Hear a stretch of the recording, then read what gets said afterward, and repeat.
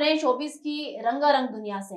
Pakistani showbiz industry के मारूफ अदाकार आरेज अहमद ने सोशल मीडिया पर अपनी अहलिया हिब्बा बुखारी के लिए खुलकर मोहब्बत का इजहार कर दिया।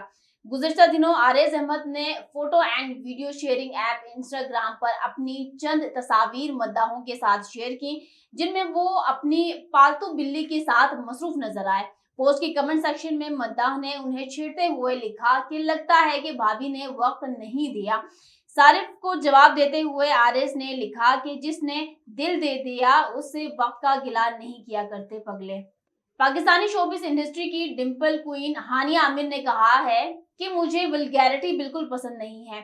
इस तरह की चीजों से कोई सुपरस्टार नहीं बनता। हाल ही में दिए गए एक इंटरव्यू के दौरान मेजबान ने हानिया से सवाल किया कि फिल्मों में आइटम सॉन्ग के बड़े चर्चे हैं, आपको किसी फिल्म में आइटम नंबर करने की पेशकश हुई तो करेंगी? सवाल के जवाब देते हुए अदाकारा का कहना था कि सबसे पहले मैं गाने के बोल और फिर लिबास पर जरूर बात करूंगी, क्योंकि मुझे वल्गैरिटी बिल्कुल पसंद नहीं। इस तरह की चीजों से कोई सुपरस्टार नहीं बनता।